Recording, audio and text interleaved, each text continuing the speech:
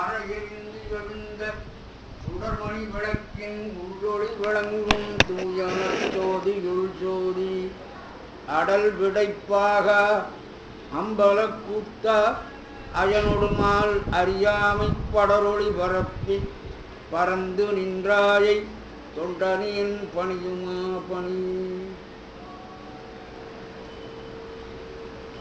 வேற்றைத்த வஞ்சத்து உள்ளாத என்னை பிரபஞ்சம் என்னும் சேற்றை கழிய வழிவிட்டவா செஞ்சடாடவி மேலாற்றை பணியை இதழியை தும்பஜை அம்புலியின் கீற்றை புனைந்த பெருமான் குமாரன் கிருபாகரணி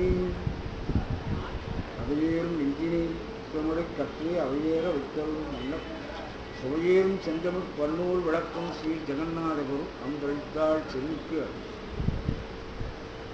ஞான சன்னிதானமாகிய வடிவீச பெருமான் திருவுறவு முன்னிலை தேவாசிரிய மண்டபத்தில் ஆண்டு முழுவதும் தொடர்ந்து சமய சொற்பொழிவுகளை இடையராக நடத்தி வருகின்ற விடியாளர்களுக்கும் அவர்களுக்கு துணையாக நிற்கின்ற புலவர்களுக்கும் ஐயன்பர்களாகிய உங்கள் அனைவருக்கும் இந்த அன்பார்ந்த வணக்கம். தத்துவங்களினுடைய வடிவை காண்பதுதான் தத்துவ ரூபம். நேற்று சிவதத்துவம் வித்யாதத்துவம் என்ற இரண்டினுடைய விரிவை நேற்று நாம் பார்த்தோம்.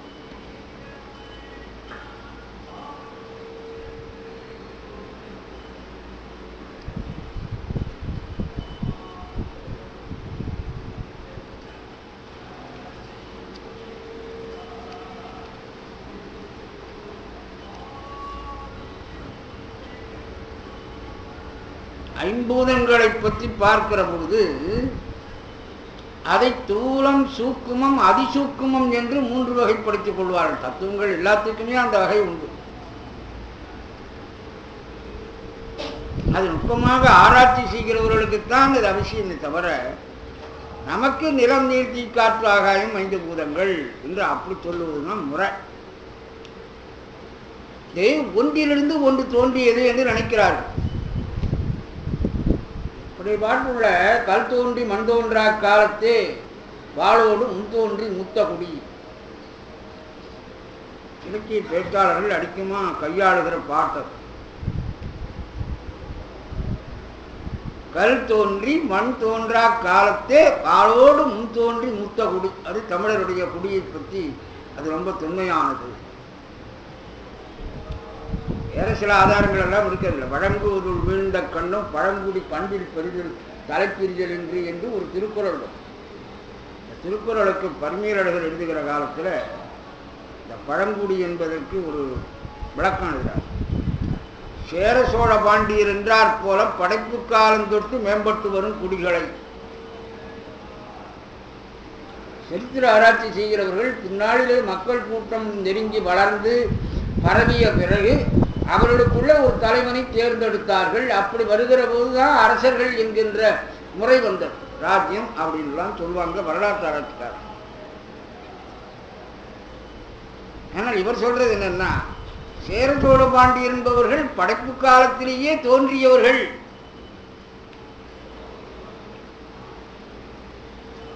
அப்படி சொல்லுகிறார். இந்த இடத்துல அந்த பழங்குடி என்ற வார்த்தையே ரொம்ப பழசுன்னு சொன்னா படைப்பு காலம்தான் பழசு. அதுக்கு முந்தி பழசுன்னு ஒன்று இருக்கிறதுக்கு இல்லை அப்படின்றதுக்காக அதை கொண்டு போய் அப்படி சொல்லுவார்.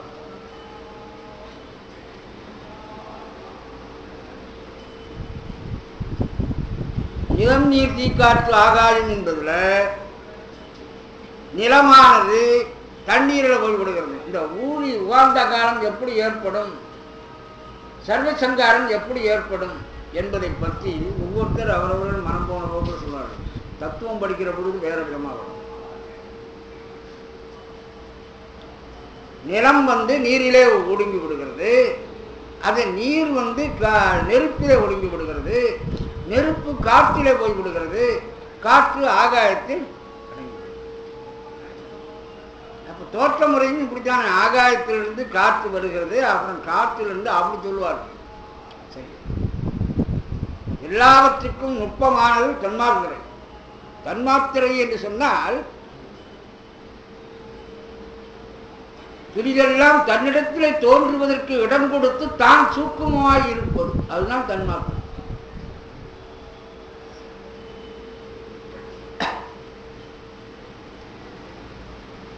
சப்த தன்மாத்திரையிலிருந்து ஆகாயம் தோன்றுகிறது. அந்த மாதிரி ஒவ்வொரு தன்மாத்திரைகளிலிருந்தும் 5 பூதமும் தோன்றுகின்றன. அது ஆகாயத்திலிருந்து காற்று, காற்றிலிருந்து நெருப்பு, நெருப்பிலிருந்து நீர், நீரிலிருந்து நிலம்னு கிடையாது. அதை வச்சுத்தான் அவன் கண் தோன்றி மண் தோன்றா காலத்தை முத்தோன்றி மூத்தக்கூடிய தண்ணீர் தான் முதல்ல இருந்தது.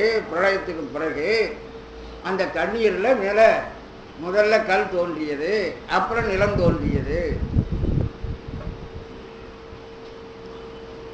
தத்துவங்கள்ல அப்படி தொடரல. எல்லாவற்றுக்கும் மூலம் தன்மாத்திரை. அது ரொம்ப நுட்பமானது, சூக்குமம். அதிலிருந்து வந்த பூதங்களும் கூட சூக்குமம் தான் முதல்ல. அதுக்கப்புறம் தூல பூதங்களுக்கு காரணமாக ஆகிறது. ரெண்டும் ஒண்ணுக்கு ஒண்ணு தொடர்புடையது. சூக்குமத்திலிருந்து தூலம் பெறுகிறது. இதுல எப்படின்னா சப்தம், பரிசம், ரூபம், ரசம், கந்தம் என்று சொல்றோம். சுவை, ஒளி, ஊறு, ஓசை, நாட்டம் என்று இதை அப்படி சொல்லுவோம். இந்த தன்மாத்திரைகளை இப்படி இந்த தன்மாத்திரைகள் வருகிற காலத்துல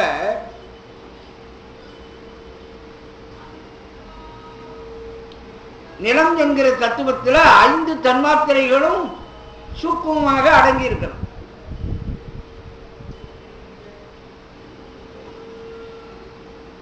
நீர் என்றால் 4, நெருப்பு என்றால் 3, காற்று என்றால் 2, ஆகாயத்தில் 1 தான். சப்த தன்மாத்திரை 3 தான்.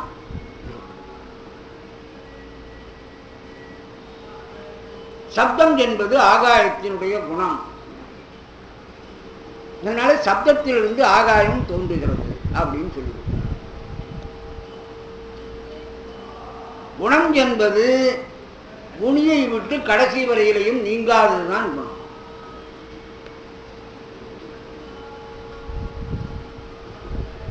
பொருளை விட்டு குணம் நீங்காது. நீங்குமானால் அது குணம் இல்லை. இது பல இடங்கள்ல இந்த சித்தாந்தத்தில் உங்களுக்கு வரும். ஆணவம் என்பது உயிரினுடைய குணம் அல்ல. உயிரினுடைய குணம் என்ன? அறிவு. எப்பொழுதும் உயிருக்கு அறிவு என்பது உண்டு. அந்த குணம் உயிரை விட்டு நீங்காது. அது மறைக்கப்படுகிறது சில நேரங்களில். சூரியனுடைய குணம் பிரகாசம். அந்த ஒளி என்பது சூரியனுடைய குணம். சில நேரங்களில் மேகம் வருகிற பொழுது அந்த மறைகிறது. இந்த மறைவு என்பது தற்காலிகமானது. அதுக்குதான் உயிர் என்பது அறிவே வடிவமானது. அதுதான் அதுக்கு குணம். அறிவே வடிவமாக இருக்கின்ற உயிரை ஆணவம் மறைத்து நிற்கிறது. அந்த மறைத்து நிற்கின்ற ஆணவத்தினுடைய மறைப்பு நீங்கிற உடனே சுயம் பிரகாசம் ஆகிவிடுகிறது அந்த உயிர். நீங்க ஆணவத்தை குணம் என்று சொல்லிவிட்டால் உயிரை விட்டு எந்த காலத்திலையும் அது போகாது. யாராலும் போக்க முடியாது. இறைவனை நினைச்சா கூட அது இதனுடைய பொருளினுடைய குணம் இல்லையா?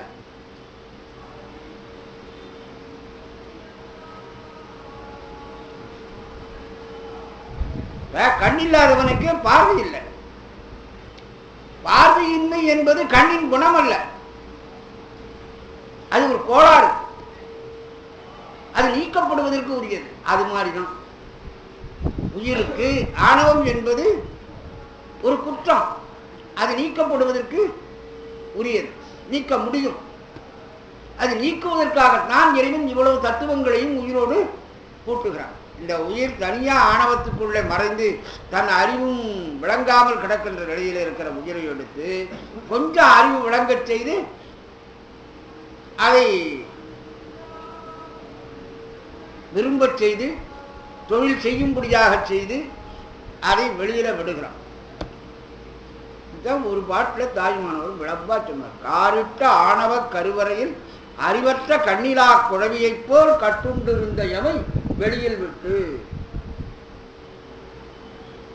இந்த உயிர்கள் எல்லாம் ஆரம்பத்தில் எப்படி இருந்ததுன்னா ஆணவ கட்டுக்குள்ள கிடந்தது.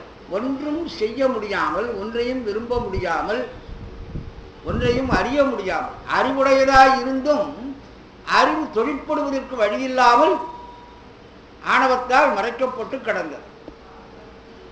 அப்பொழுது இந்த தத்துவங்கள் அதுக்கு வருகிறது. அதனால் இங்க ஆகாசம் என்பது சப்த தன்மாத்திரையிலிருந்து உண்டானது. அது எல்லா பொருளுக்கும் இடம் கொடுப்பது.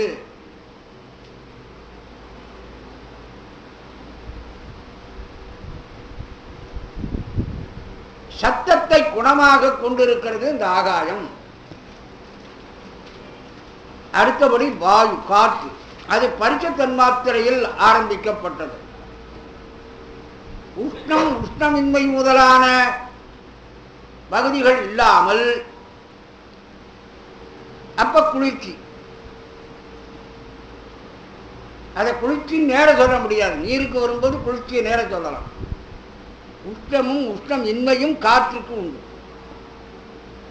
எரிச்சலா இருக்குன்னா காற்று வந்தா கொஞ்சம் எரிச்சல் நீங்கிறது இல்லையா? அது காரணம் காற்றுக்கு உஷ்ணமும் உஷ்ணம் இல்லாமை தன்மையும் ரெண்டும் இல்லாமல் நடுத்தரமா இருக்கிறபடினால்தான் உஷ்ணத்தையும் காற்று மிகுவிக்கும், உஷ்ணம் இன்மையையும் காற்று உண்டாக்கும்.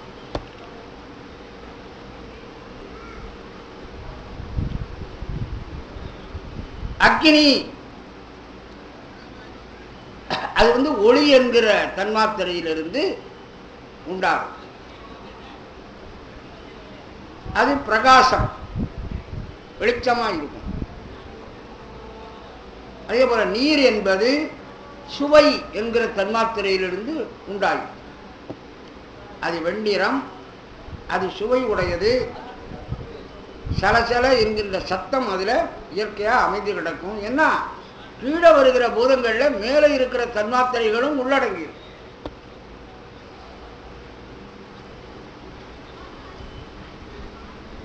அதனால்தான் உங்களுக்கு பூமியில 5, காற்றுல 4 என்று அப்படி சொல்லுகிறார்.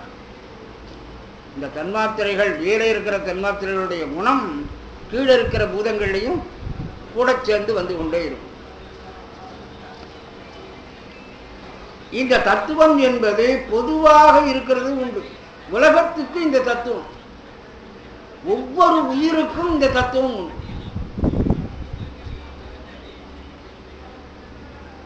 பொது என்றும் சிறப்பு என்றும் இந்த தத்துவங்களை 2ஆக பிரித்துக் கொள்ளலாம். சாதாரணம், அசாதாரணம் அப்படி சொல்றதும். இந்த உலகத்துக்கு ஆதாரமாக ஸ்தூலமாக இருக்கிற தத்துவம் சாதாரணம். சூக்கும ரூபமாக உயிரினுடைய ஞானம், செயல் முதலியவற்றை விளக்குவதாக ஒவ்வொரு உயிருக்கும் இருக்கின்ற தத்துவம் அசாதாரணம். அது உயிரினிடத்தில் அந்த 5 பூதங்களும் இருக்கிற பொழுது சூக்குமா இருக்கிறது, சூக்கும தத்துவமாக இருக்கும். உலகத்தில் பார்க்கிற பொழுது தூலமாக வெளிப்படையா தெரியும். நமக்கு நிலம், நீர், தீ, காற்று, ஆகாயம்னா அது வெளிப்படையா தெரியாது, தூலமாயிருக்கிறது.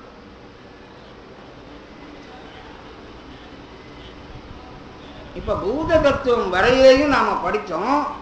இதுல முதல்ல இருக்கிற சிவதத்துவம் 5, அதுதான் செலுத்துகிறது எல்லாவற்றையும். அதுக்கு அடுத்தபடி இருக்கிற வித்யா தத்துவம் 7 இருக்கிறது. அது உயிரை தகுதி உடையதாக ஆக்குகிறது. உலகத்தை அனுபவிக்க தகுதி உடையதாக இருக்க வேண்டும். அப்பத்தான் உயிர் இறைவனையும் அனுபவிக்க தகுதி உடையதாக ஆகும். 2 தன்மைகள் உயிரினிடத்துல மாறி மாறி வரும். அதாவது உலகை அனுபவிப்பதும் உண்டு, இறைவனை அனுபவிப்பதும் உண்டு. 2க்கும் உயிர் தகுதியாகணும்னா உயிர் அறியாமையிலிருந்து விடுபட்டு அறிவை வெளிப்படுத்திக் கொள்ள வேண்டும். அப்படி அறிவை வெளிப்படுத்திக் கொள்ளுகின்ற காரியத்தை செய்வதுதான் இந்த தத்துவங்கள் எல்லாம். இன்னும்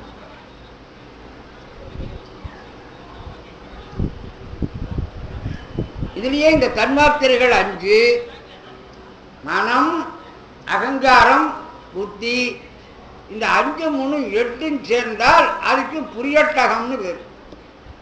அது சூட்சும உடம்பு. இப்ப நம்ம கனவுல இந்த தூள உடம்பு வேலை செய்யாது. இந்த மெய்வாய் கண்மூக்கு செவிக்கு கனவுல வேலை இல்லை.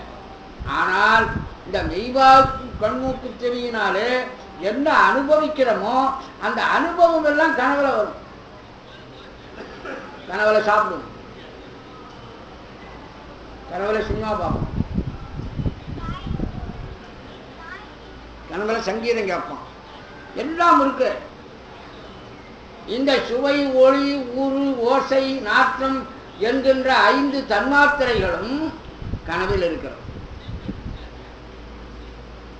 அது தவிர மனம், அகங்காரம், புத்தி இதெல்லாம் கனவுல இருக்கு. இந்த 8ம் அது இருக்கிறதுனால தான் நீங்க கனவை விட்டு நீங்கின உட்பாடு இதை கண்டேன் என்று உங்களால் சொல்ல முடியும். அந்த இடத்துல அந்த கரணம் இல்லைன்னா அந்த கரணம் தான் வாங்கிறது. இந்திரியங்களின் மூலமாக, தன்மாத்திரைகளின் மூலமாக உயிருக்கு எட்டுகிற விஷயத்தை வாங்கி உயிருக்கு கொடுக்கிறது மனம். மனம் முதலாகிய அந்த கரணங்கள். அதனால இயற்கையிலேயே அதை கரணம்னு சொல்லாம அந்த கரணம்னு சொல்லணும். மறைந்து நிற்கின்ற. இப்போ நீங்க மெய்வாய் கண்ணுக்கு செவின்னா கொஞ்சம் இதை பற்றி பார்த்து சொல்லிடுவீங்க. இதுதான் மனம் எங்க இருக்குன்னு சொல்லுங்க. இங்க இருக்கா, இங்க இருக்கா? சில பேர் இதை இன்னும் இங்கே இருக்கணும்ப்பா. சில பேர்லாம் மூளையில தான் இருக்கணும். கண்ட்ரோல் அதுதான் யார்? அதானே ஆணையிடுற மாதிரி தெரியுது உங்களுக்கு. அவ்வளோ ஆச்சரியமா செய்திருக்காங்க பாருங்க. இங்கிருந்தோ உத்தரவு வருது, கையை அசைன்றது. அது உள்ள இருந்து அப்ப அசைக்கிறோம்.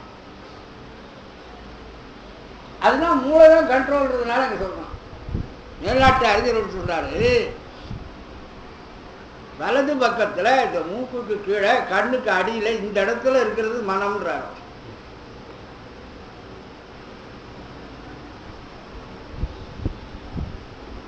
அனாட்டமியில உங்களுக்கு தெரியாது. மெய்வாய் கண்ணுக்கு செவியை பார்த்து சொன்னா இந்த அந்த கரணத்தை நம்மளால கண்டுபிடிக்கும். ஆனா வேலை என்னமோ அந்த கரணத்துல தான் நடக்கிறது. எந்த விஷயம் உள்ள போனாலும் நீ என்ன, ஏன், எதற்காக, எப்படி அப்படின்ற கேள்வியை எது கேட்கறது? அந்த கரணம் தான் கேட்டு உயிருக்கு விசாரணை பண்ணி உயிருக்கு தெளிவுபடுத்து. தூரத்தை ஒரு பொருளை பார்க்கிறோம்னா அது ஒரு கட்டையா மனுஷனா, அது ஒரு கட்டையா மனுஷனா அப்படின்னு முதல்ல ஆராய்ச்சி. இந்த ஆராய்ச்சி எது பண்ணுது? மனம்தான் பண்ணுது. மனத்துக்கு அறிமுகப்படுத்துகிற அளவு தான், அதோட ஒதுங்கிடும் கண்ணு. கண் பார்க்கிறது. அந்த பார்க்கின்ற தன்மாத்திரையானது மனத்துக்கு ஒரு விஷயத்தை தட்டுப்படும்படி செய்கிறதோட சரி. அப்புறம் மனசு அப்புறம் ஆராய்ச்சி. மனம், புத்தி, சித்தம், வெறிகள் எல்லாம் சேர்ந்து அந்த பொருளை பற்றி ஆராய்ச்சி பண்ணும். அப்புறம் யோசிக்கும். சலனம் இருக்கான்னு பார்க்கும். சலனம் இருக்குன்னு சொன்னா கட்டையா இருந்தா தானே அசையாது. இதுல சலனம் இருக்கிறபடினாலே இது கட்டையா இருக்க முடியாது, மனுஷனாத்தான் இருக்கணும். அப்புறம் கொஞ்சம் கொஞ்சம் கிட்டக்க வரும்பொழுது அப்புறம் நமக்கு தெரிஞ்ச மனுஷனாய் இருக்காள். அப்புறம் கொஞ்சம் யோசிக்கும், இவருடைய பேர் இது அல்லவா அப்படின்னு உயிருக்கு எடுத்து கொடுக்கும். அதோட இவர் நாம போன மாசம் பார்த்திருக்கோமே அப்படின்னு அடுத்தபடி சொல்லுவோம். இதெல்லாம் உள்ள அந்த கரணங்களினுடைய வேலை. இவ்வளவும் சொன்ன ஒருபாடுதான் உயிர் அதை வாங்கி கொள்ளுகிறது. உயிருக்கு உற்ற தோழனாக இருந்து உயிருக்கு புற விஷயங்களை உள்ளே செலுத்தி உயிரை இயங்க வைக்கிறது இந்த அந்த கரணம். இது இறைவனாலே உயிருக்கு கொடுக்கப்பட்ட ஒரு பெரும் சொத்து. இது உங்களுக்கு கனவுல இந்த அந்த கரணம் உண்டு. தன்மாத்திரை 5 இருக்கும், 5 3 8 இருக்கும். இதுதான் புரியட்டகம், சூட்சம உடம்புன்னு சொல்றோம். காரண உடம்பு என்பது வேற. தூல தேகம்ன்றது இந்த தேகம், இது தூல தேகம். சூக்கும தேகம் என்பது கனவுல நடமாடுற தேகம். கனவுல அந்த தேகம்தான். உயிர் இதை விட்டு அதுக்கு போகும் அந்த நேரத்தில். அதுக்கடுத்தபடி அதுக்கு கஞ்சுக சரீரம் வரும். அந்த கஞ்சுக சரீரம் நுட்பமான 5 தத்துவங்களோடு கூடி தன்னிலையிலே நிற்பது, அதுதான் கஞ்சுக சரீரம். இந்த ரெண்டுக்கும் இடையிலே குணசரீரம் என்பது ஒன்று வரும். சத்துவம் ராஜசம் தாமசம் என்பதனாலே அந்த குணங்களால் ஏற்படுகிற ஒரு உடம்பு. அதுக்கு மேல காரண சரீரம். இந்த காரண சரீரம் இருக்கிறது, எல்லா உயிர்களுக்கும் இறைவன் வித்தியாசம் இல்லாமல் இந்த காரண சரீரத்தை கொடுத்து விடுகிறார். இதை புரிஞ்சுக்கணும்னா நமக்கு மூங்கிலுக்கு மேல ஒரு சொலி மாதிரி ஒன்று இருக்கும், லேசா சல்லா மாதிரி இருக்கும், அது ஒன்றும் தெரியவே தெரியாது, அது மேல ஒன்று இருக்கிற மாதிரியே தெரியாது, உரிச்சா லேசா வரும். அது நுட்பமான அமைப்பு. அந்த மாதிரி இருக்கிறது தான் உயிருக்கு காரண சரீரம் என்பது. இந்த காரண சரீரத்தோடு தான் உயிர் முதல்ல இருக்கிறது. ஆணவத்தோடு கூடி இருக்கிற எல்லா உயிர்களுக்கும் இந்த காரண சரீரம் என்கின்ற முதற் சரீரம் அது அதிசூக்குமம் என்று அதை சொல்வார்கள். இந்த உயிரானது எல்லாவற்றையும் விட்டுவிட்டு தத்துவங்களை விட்டு, தத்துவங்களில் இருக்கின்ற பற்றை விட்டு, பற்றை விட்டோம் என்பதையும் விட்டு அப்படி போற போது இறைவனை போய் அடைகிற போதுதான் அந்த காரண சரீரம் விலகும். அப்ப வெறும் உயிர் தான் இறைவனை அடைகிறதே தவிர உயிரோடு வேறு எந்த சரீரமும் இறைவனை அடைகிற பொழுது இருக்காது. பேரறிவாக ஆனந்தமயமாக இருக்கின்ற இறைவனோடு இந்த ஆன்மா ஒன்றும் ஆகாமல் இரண்டும் ஆகாமல் உடனாயிருக்கும்.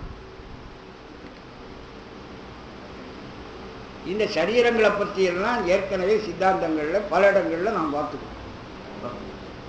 இப்போ நாம படிக்கிற பாருங்க, இந்த புரியட்டக தேகம் என்று நான் சொன்ன 8 கூடிய தேகம், இந்த 8 கூடிய கனவு உடம்பு இருக்கிறது, அது சூட்சம தேகம். இது தூல தேகம் தான். சூட்சமம் தூலம்னா எப்படின்றத நம்ம புரிஞ்சுக்கிறதுக்காக இதை தெரிஞ்சுக்கணும். நம்ம உடம்புலேயே சூட்சமா இருக்கிறது தூலமா இருக்கிறதுன்னு சொன்னா, இப்போ நம்ம மூக்கால வாசனை எடுக்கலாம், கண்ணால பார்க்கலாம், வாயால சுவைக்கலாம், இதெல்லாம் நேரம் நடக்கிறது நமக்கு நல்லா தெரியும். அதனாலதான் தூலம்னா வெளிப்பட்டு செய்கின்ற காரியம். ஆனால் கனவுல இருக்கிறது எல்லாம் நடக்கிறது, ஆனா ஒன்றும் கைக்கு வரல. ₹1,00,000 வந்த மாதிரி இருக்கிறது கனவுல, டக்குன்னு வாங்கி வச்சுக்கிறான், உடனே விழிச்சு பார்க்கறான், ஆஹா இப்போ நிம்மதியா போச்சு, ஒண்ணு இல்லை. இந்த அனுபவிக்க முடியாது. அதான் சூட்சமம். என்ன குறை? உங்களுக்கு பகல்ல நீங்க ₹1,00,000 ஒருத்தர் வாங்குற போது உண்டாகிற சந்தோஷம், அதெல்லாம் உயிரினிடத்துல இயற்கையா வெளிப்படையா இருக்கிற போது எப்படி நிகழ்கிறதோ அவ்வளவு கனவுல நிகழும் இல்லையா? கனவுல ஒரு பாம்பு வந்தா அதுக்கு பயப்படுவோம். பகல்ல பாம்பு வந்தா என்னென்ன மாதிரி சேஷ்டை ஒரு இடத்துல வருமோ அவ்வளவு சேஷ்டையும் கனவுல பாம்பை பார்த்தோம்னா வருது. ஆனால் விழிச்சான்னா லவோன்னு கத்துறான், என்னடா மொத்தவங்க எல்லாம் கேட்கிறாங்க, பாம்பு இன்னும் இல்லை கனவு. அப்படி அனுபவம் உண்மைதானே இது. அந்த அனுபவத்தை தருகிறது அது. அதனால்தான் உங்களுக்கு அந்த தேகம்னு சொல்றோம், சூட்சம தேகம்னு சொல்றோம். இந்த தேகம் இருக்கிறவர்களும் தேகத்தினாலே சில அனுபவங்கள் நமக்கு உண்டா. இந்த அனுபவத்தினுடைய பதிவுகள் தான் வினையாகும். வினைன்னு எதை சொல்றீங்க? உயிரும் உடலோடு கூடி அனுபவிக்கின்ற அனுபவத்தினுடைய பதிவுகள், அதுதான் உங்களுக்கு வினை என்று சொல்லப்படுகிறது. அந்த பதிவு நல்ல வகையிலே அமையலாம், தீய வகையிலே இருக்கிற வினைகளுக்கும் அமையும். அதை நல்வினை தீய வினை என்று 2ஆக பிரித்து கொள்ளுங்கள்.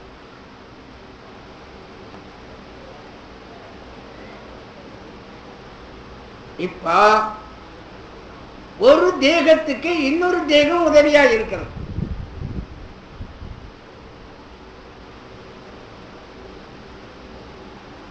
பொது என்று சொன்னால் தூல தேகத்தை சொல்லலாம், சிறப்பு என்று சொன்னால் சூக்கும தேகத்தை சொல்லுவாங்க.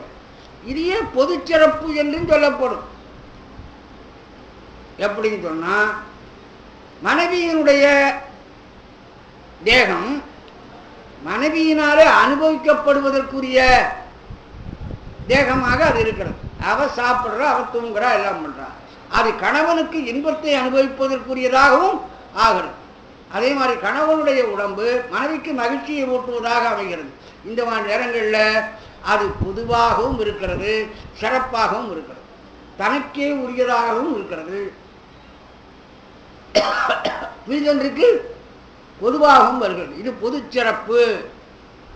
எல்லா தேகங்களும் இப்படித்தான். இந்த தூல தேகம் எப்படி உண்டாகிறது அதை பற்றி நாம் விரித்து சொல்ல வேண்டிய அவசியமே இல்லை, உங்களுக்கு தெரியும். இந்த தூல தேகத்திலிருந்து உண்டாகிற போது எலும்பு, அந்த தோல், இதெல்லாம் உங்களுக்கு நிலத்திலிருந்து எடுக்கப்படுகிறது. அதுக்கு பிறகு சிறுநீர், இரத்தம், இதெல்லாம் நீரிலிருந்து எடுக்கப்படுகிறது. எப்படி இந்த தூள தேகம் உற்பத்தி ஆகிறதுன்றதுக்காக சொல்கிறார். இதே மாதிரி இதயத்திலே சூடு, கல்லீரல்ல பித்த சுழற்சி, இதெல்லாம் உங்களுக்கு எதிலிருந்து? நெருப்பிலிருந்து உண்டாகிற, இதுதான் பசி முதலியவற்றை உண்டாக்கும். அதுக்கு மேல பிராணன், அபானன், சமானன், வியானன், உதானன், இந்த 5 காற்றுகளும் காற்றிலிருந்து உயிருக்கு கொண்டு வந்து சேர்க்கப்படுகிறது. அதுக்கு மேல ஆகாசம், அது சூக்கும ஆகாசத்திலும் உண்டாகும். இப்படி உயிருக்குள்ளே இந்த ஆகாசம் அப்படியே வந்து விடுகிறது. இந்த இடைவெளி இல்லைன்னு சொன்னால் நீங்கள் காற்று போகிறதுக்கு, தண்ணீர் போகிறதுக்கு, ஆகாரம் தங்கிறதுக்கெல்லாம் இடம் இருக்காது. அதனால் உடலுக்குள்ளே இந்த ஆகாசம் இருக்கும்.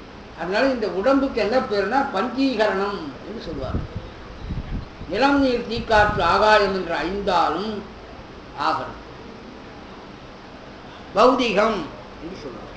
தட்சணி யாத்திரிகத்தில் அவர் இயேசுநாதர் அவர் சொல்லும்போது, பருவரல் கொண்டு 5பூத பௌதிக மாத்திரையாய சர்வ சிருஷ்டியும் திகைத்து தமிழ் மறைந்து நிலைகுலைய. இயேசுநாதர் கல்வாரி மலைக்கு போகிற பொழுது உலகமெல்லாம் நிலைகுலைந்தது என்று சொல்லுகிறார். அப்படின்னா 5பூத பௌதிக மாத்திரையாய, 5பூதம் என்பது தூலபூதங்கள், அதுவும் நிலைகுலைகிறதுனா அந்த பூதத்தால் ஏற்பட்ட பௌதிகங்கள் என்பது உலகத்தில் இருக்கிற மற்ற பொருள்கள் எல்லாம், எந்த பொருளை நீங்கள் எடுத்தாலும் அது 5பூதத்தினாலே ஆகியதாகத்தான் இருக்கும். அதனால பௌதிகம் என்ற நிலையில எல்லாமே அடங்கும் சொல்ற. அதுக்கு மேல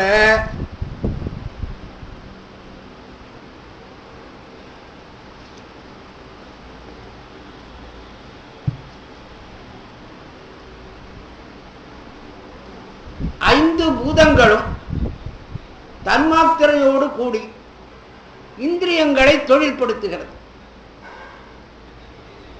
பொறிகள், ஞானேந்திரியத்தை, அதாவது மெய்வாய் கண்மூக்கு செவிகளை 5 பூதங்கள் சுவை ஒளி ஊரோசி நாற்றம் என்கிற தன்மாத்திரைகளோடு கூடி தொழில்படுத்துகிறது. இந்த பூதங்களிலிருந்து, இதெல்லாம் காரண பூதம், எல்லாவற்றுக்கும் அடிப்படையாக இருக்கிறது நிலம், நீர், தீ, காற்று, ஆகாயம், இது காரண பூதம். அதிலிருந்து காரிய பூதங்கள் என்று ஒரு 60 வருகிறது. அந்த 60க்கும் தாத்விகங்கள் வேறு. அந்த 60ம் இந்த உடம்புல தான் இருக்கு. நான் தத்துவத்தை பற்றி சரியா தெரிஞ்சுக்கணுன்றதுக்காக இவ்வளவு விரிவாக அதை நாம பார்க்கிறோம். அது பஞ்சீகரணம் என்று சொல்லணும். அதாவது 5 பூதங்களால் ஆகியது. இது எப்படி ஆக்கிறதுன்றதுக்கு ஒரு கணக்கு பண்ணியிருக்கிறார். எப்படி உண்டாகிறது மற்றவைகளால். ஒரு பூதத்தை 2 பங்காக ஆக்கிவிடலாம். 2 அரை பங்கு.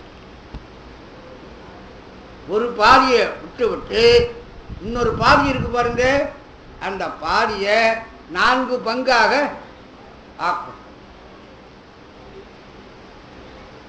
அப்படி ஒவ்வொரு பூதத்தையும் பிரித்து வரும். ஒவ்வொரு 4 பங்கையும் இன்னொரு பூதத்தினுடைய பாதியோடு கூட்ட வேண்டும். அப்படி செய்தால் 5 சமஷ்டியில ஒரு தன்மை உண்டாகும். அதை வச்சுத்தான் இந்த தாத்விகங்கள் என்ற ஏற்பாடு உயிருக்கு கிடைக்கிறது. இந்த தாத்விகங்கள் என்பது சூக்கும தத்துவங்களைப் போல உயிருக்கு நிலைத்திருக்கிற தத்துவங்கள் அல்ல. அவ்வப்போது வந்து நீங்கும். பிராணன், அபானன், வியானன் என்று காற்று நீங்க சொல்றீங்க.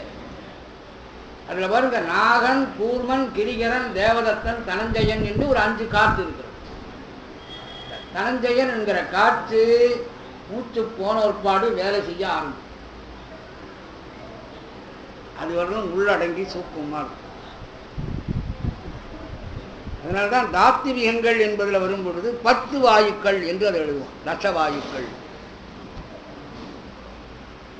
அது எப்பவும் காரியப்படுறதில்லை. ஆனால் இப்போ பிராணன், அபானன், ஞானன், சமானன், உதானன் இந்த 5 வாயுக்களும் இப்போ செயல்பட்டு கொண்டு இருக்கிறது. செயல்படலைன்னு சொன்னால் நாம இல்லை. பிராணன்றது என்ன? மூச்சு காத்து. அபானன்னா கீழ்நோக்கி நீரை செலுத்துவது, மலத்தை செலுத்துவது ஆகிய காரியங்களுக்கு முக்கியமா இருக்கிறது. இங்க இந்த காற்றெல்லாம் வேலை செய்யலன்னா என்ன ஆகும்?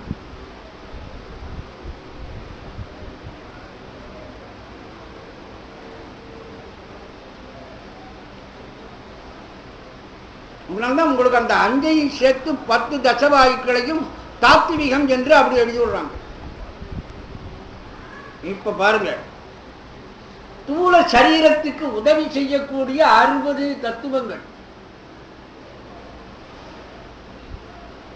நிலத்திலிருந்து கிடைக்கக்கூடிய எலும்பு, தசை, மயிர், தோல், இது 5.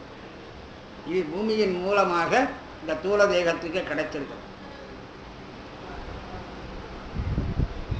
அதனால இதெல்லாம் உருவம் இல்லாமல் நிலத்தோடு நிலமா மக்கி போயிடும்.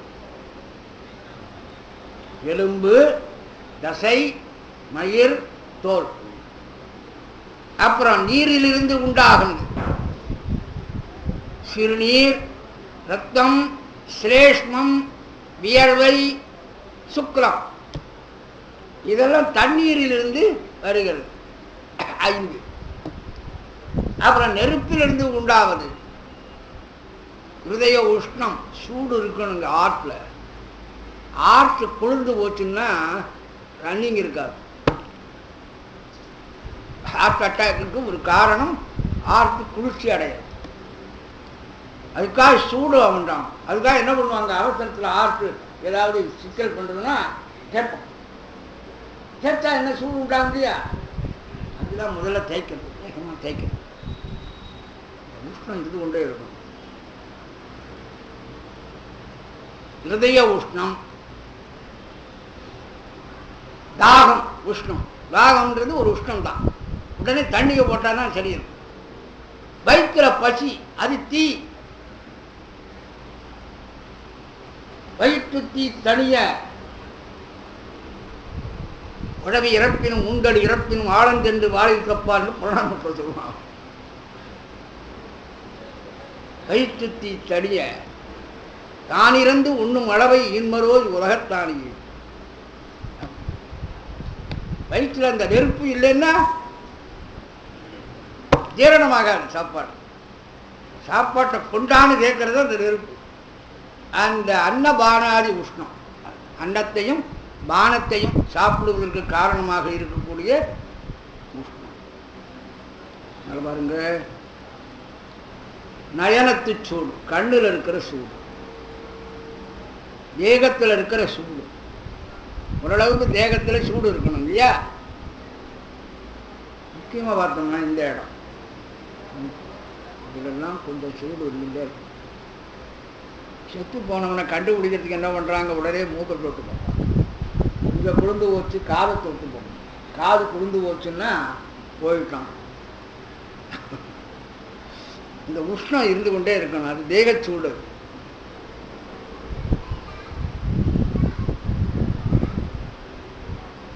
அப்புறம் பைத்தியம், அறிவு தெளிவு. சில நேரங்களில் அறிவு தெளிவு ஏற்படும்.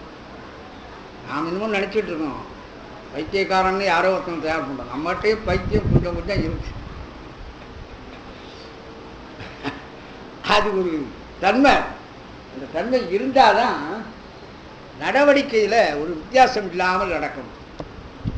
இதெல்லாம் இந்த அஞ்சும் உங்களுக்கு அக்னியில் உண்டாகின்ற உடல் கூறு. அதுக்கு மேலே பாருங்கள், வாயுவில் உண்டாகிறதுனா அஞ்சு நான் முதலே சொல்லியிருக்கேன்.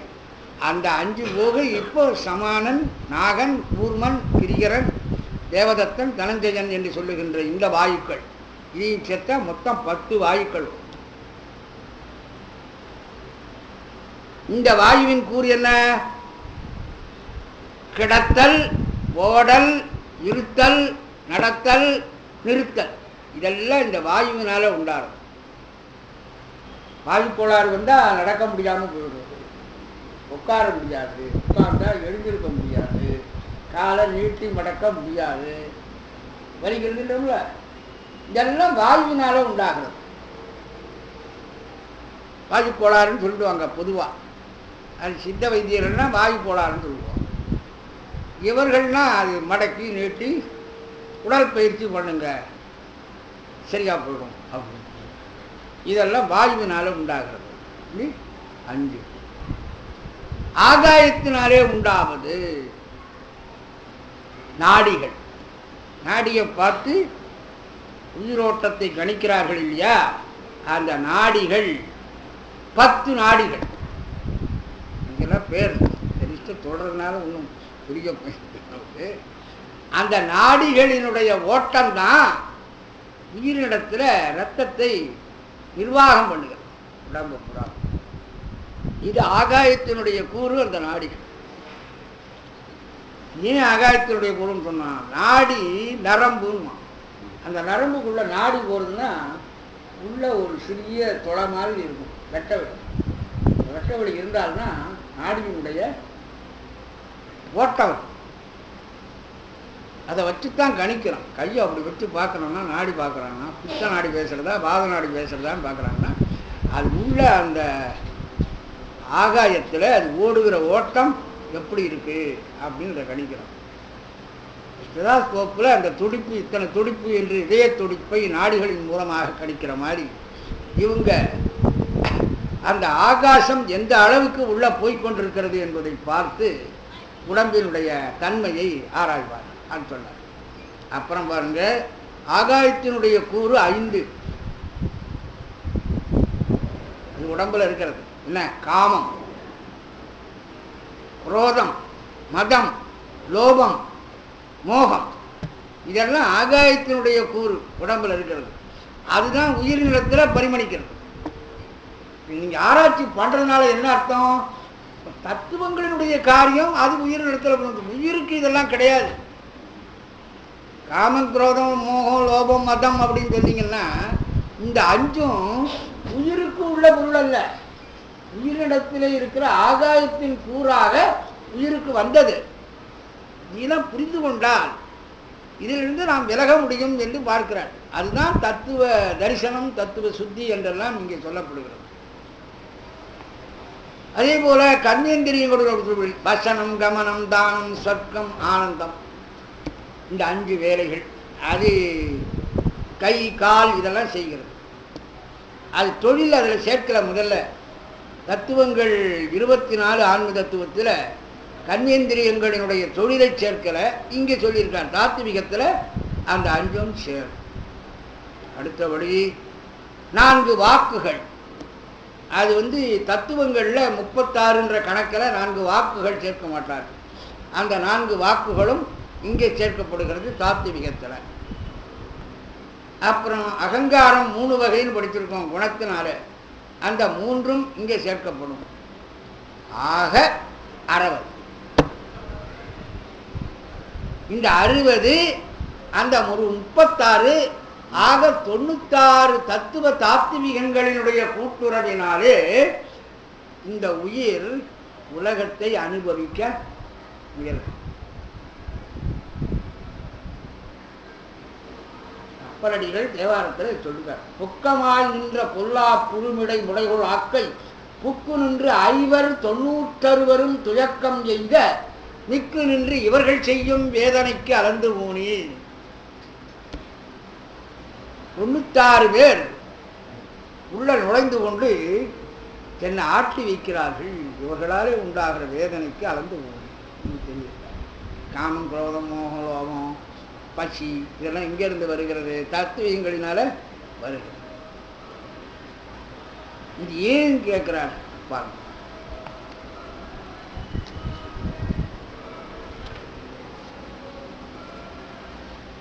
இப்ப முதல்ல இருக்கிற சிவதத்துவம் இருக்கிறது, அது இறைவன் அதிஷ்டித்து நின்று செலுத்துகின்ற தத்துவங்கள். அதனால இதுல சைதன்யம் அறிவு நிலையாக இருக்கிற தத்துவங்கள் சித் என்று சொல்லலாம். மொத்தத்தில் தத்துவம் அத்தனையும் சடந்தான். ஆனால் இறைவன் அதிஷ்டித்து நின்று செலுத்துகின்ற காலத்தில் அந்த தகுதி அதுக்கு இருக்கிறபடினால அதுக்கு சித்துன்னு பேரு.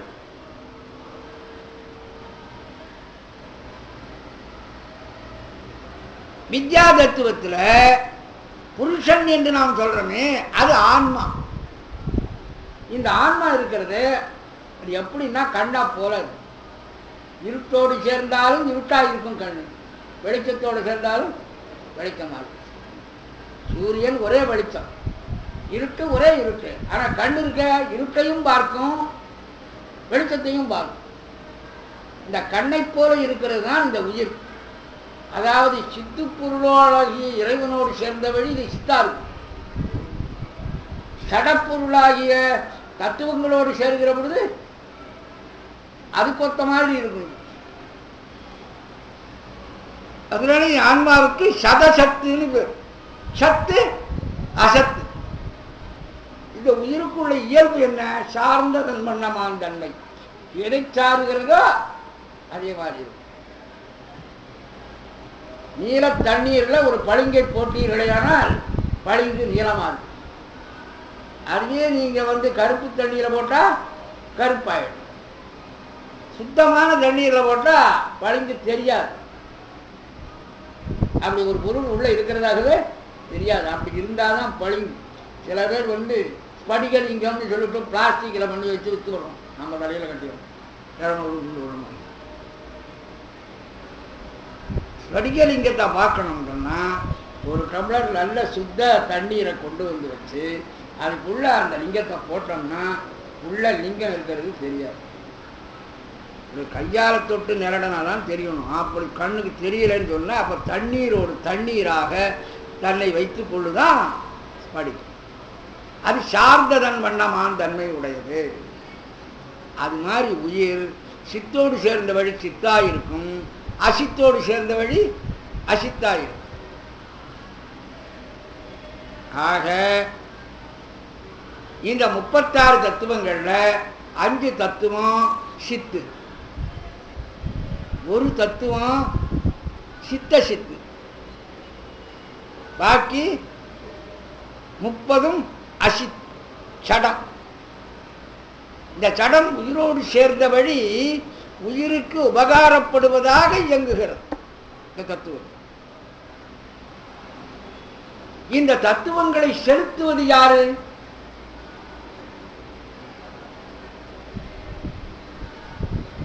தத்துவங்களை உண்டாக்குற போது பார்த்தீங்கன்னா அசுத்த மாயையை அனந்த தேவர் என்கின்ற ஒரு சக்தி கலக்கிறபடியினாலே அசுத்த மாயிலிருந்து வித்யா தத்துவங்கள் உண்டாகிறது.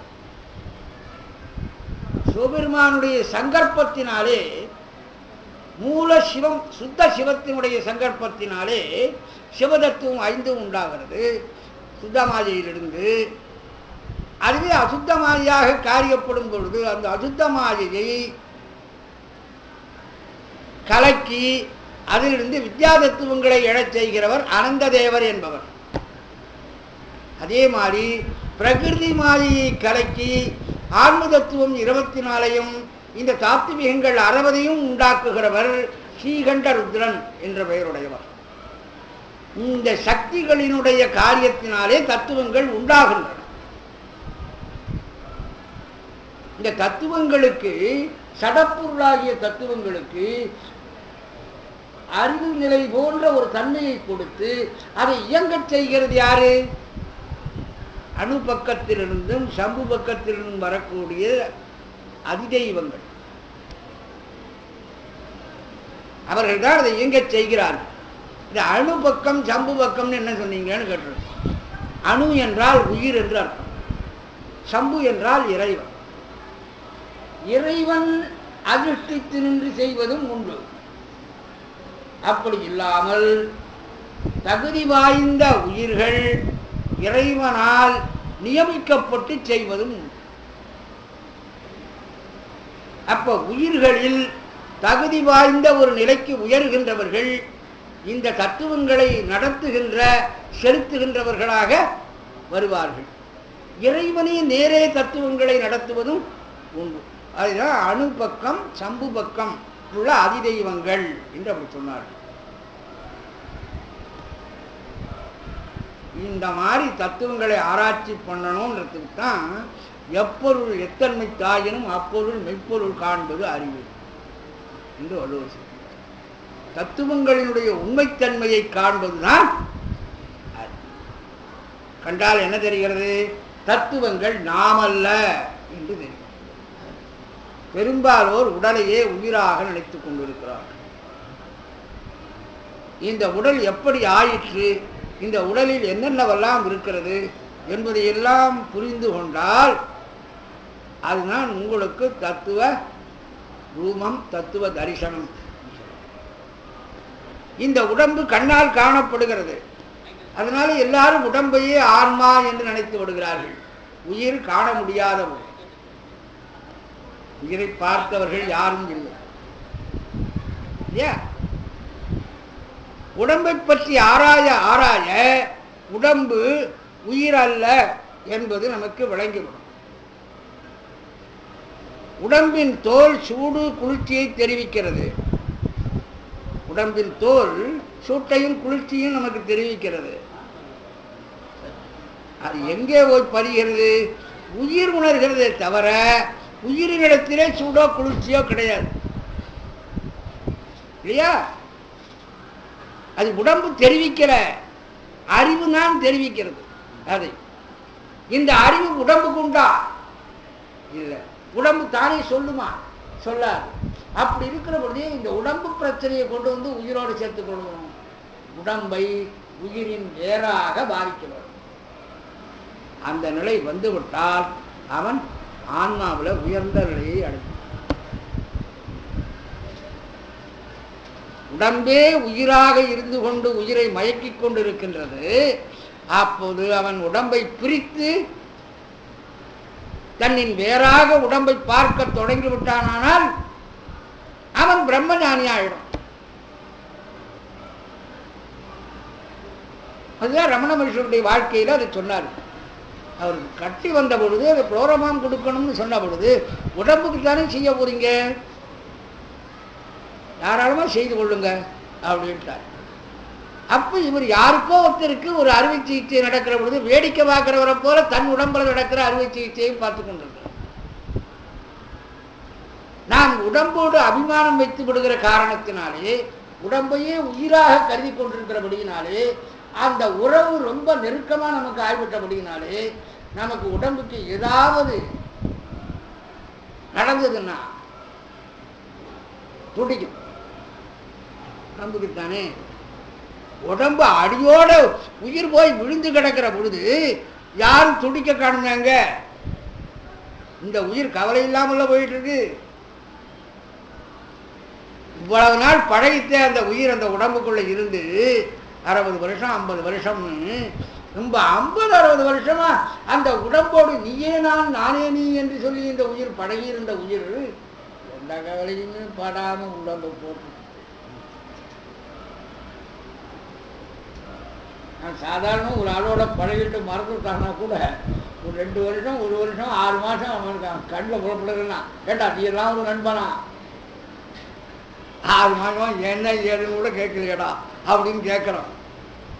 ஆனால் 50 வருஷம் வாழ்க்கை நடத்திவிட்டு இந்த உடம்பை விட்டு அந்த உயிர் நீ எக்கேடு கட்டா எனக்கு என்னன்னு போயிடுது.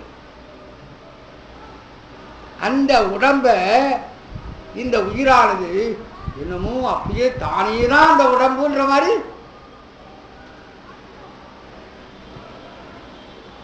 காலி இறந்து கிடக்கிறான். அப்போ தாரை வந்து அழுவார். நாம் 2 பேரும் அப்போதான் கல்யாணம் ஆன புதுசில் நம்ம 2 பேரும் எப்படி இருந்தோம், நீதான் என்னுடைய உயிர் என்று நீ சொன்ன.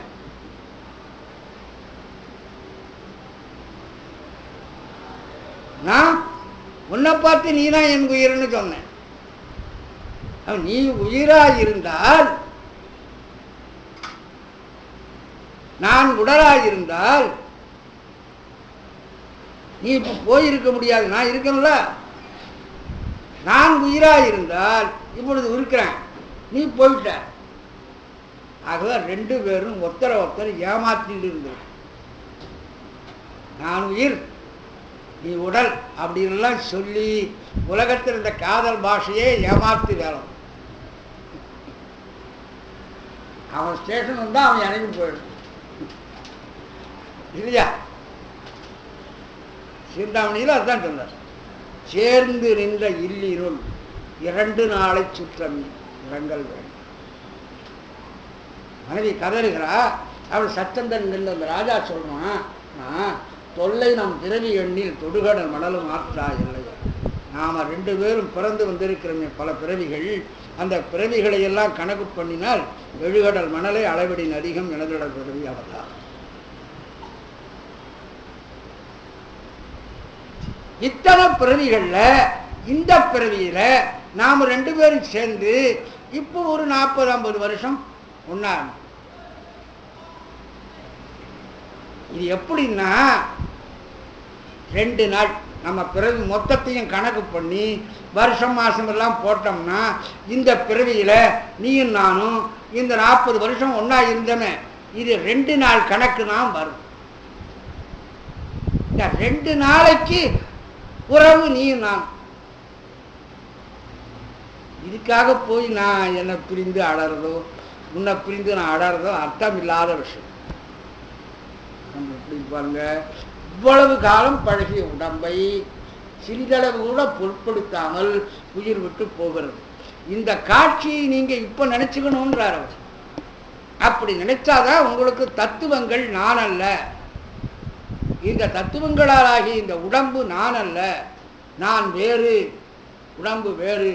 இது ஒரு காரியத்துக்காக இந்த தத்துவங்கள் நமக்கு வந்திருக்கின்றன. இதை கொண்டு நம்ம வேலையை நாம முடிச்சுக்கணும் என்று நீ நினைக்கணுமே தவிர இதுவேன்னு சொல்லி அதை போஷிக்கிறதுலையே நீ இருந்து கொண்டு இருக்கிறாய் அல்லவா. அதை காப்பாற்றுறதுலையும் அதுக்கு கவலைப்படுறதுலையும் அதுக்கு கொடுக்கறதுலையுமே கவலைப்படுறது. இதை உபயோகப்படுத்தி எங்கே போகணுமோ அங்கே போகிறதுக்கு நீ முன்ன தயார் பண்ணிக்க. அதுக்கு நீங்கள் தத்துவங்களினுடைய உண்மை விளக்கங்களை தெரிந்து கொண்டு இந்த தத்துவங்கள் நாமல்ல என்பதை புரிந்து கொள்ள வேண்டும். மேல விரிப்பாக உடம்பு வேற, உடம்பை பற்றிய அறிவு என்பது வேறு. அறிவு தருவது உயிர், அது உடம்பல். அதனாலே தத்துவங்கள் எவை, அந்த தத்துவங்களுடைய தோற்றம் எப்படி, மோட்சம் கைகூட முத்திக்கு போக வேண்டும் என்று அதை நினைப்பவர்களுக்கு தத்துவ ஞானம் ரொம்ப அவசியம். முத்திக்கு அருள் சூட 3 தெளி பரிபசுவாசம் என்ற 3ஐயும் முன்னம். இதனாலே உயிருக்கு இதம் ஏற்படும். பரிபசுபாதம் என்ற முப்பொருள் ஆராய்ச்சி நிகழுமானால் உயிருக்கு ஓரளவுக்காவது இதம் ஏற்படும். அதுதான் இந்த பகுதியில சொன்னார். மண் முதல் சிவம் ஈராக வடிவு காண்பதுவே ரூபம். இதிலிருந்து நாம படிச்சத உயிருக்கு வேறானது தத்துவம். தத்துவம் உயிரல்ல, உயிருக்கு உபகாரமாக அமைந்தது. உபகார பொருளை உபகரிக்கிற அளவுக்குத்தான் பயன்படுத்தணும். அதுக்கு மேல அதுக்கு முக்கியத்துவம்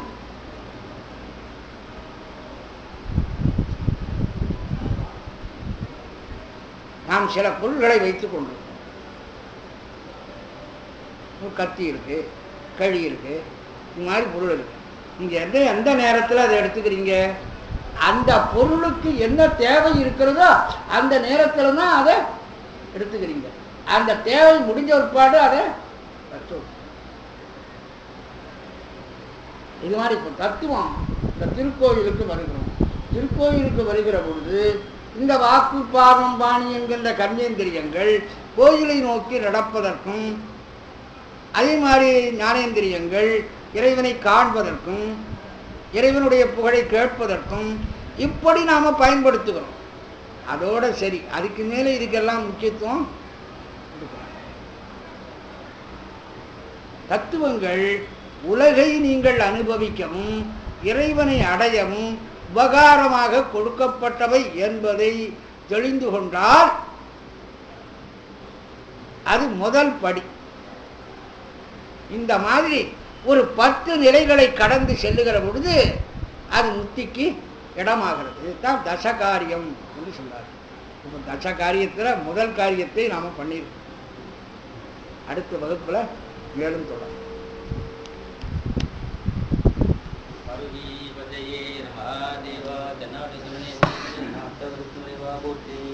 கற்றவர்கள் உண்ணும் கடியே போற்றி கடலெழுந்தார்